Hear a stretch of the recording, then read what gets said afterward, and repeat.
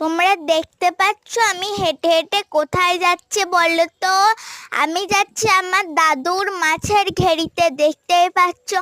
আমার সাথে আরো অনেকজন ছিল, আমি, আমার মা, আমার বাপি আর আমার বন্ধু বান্ধবী ওরকম ভাবে যাচ্ছিলাম। তারপর দেখো ঘেরিতে আমি চড়ছিলাম, দেখো আমি ঘেরিতে যাচ্ছিলাম। আমার তো খুব ভালো লাগছে। অবশেষে আমি ঘেরিতে এসেও গেলাম। তারপর আমার পা ব্যথা হচ্ছিল বলে আমি ঘেরিতে বসতে গেছিলাম। দেখো এইটা একটা ঘর, ওখানে গিয়ে আমি একটা বসলাম একটু। তারপরে আমার মামা মাছ ধরেছে, চিংড়ি মাছ, তাও আবার পকেটে, দেখো তুলছে। এখন আমার মাছ খেতে খুব ভালো লাগে, বুঝলে? তোমাদের কার কার ভালো লাগে কমেন্ট করে বলবে, ঠিক আছে?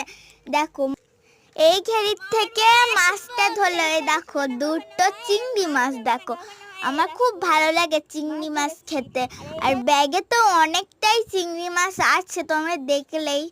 দেখো এই ঘেরির থেকে মাছ ধরেছে, বুঝলে তোমরা?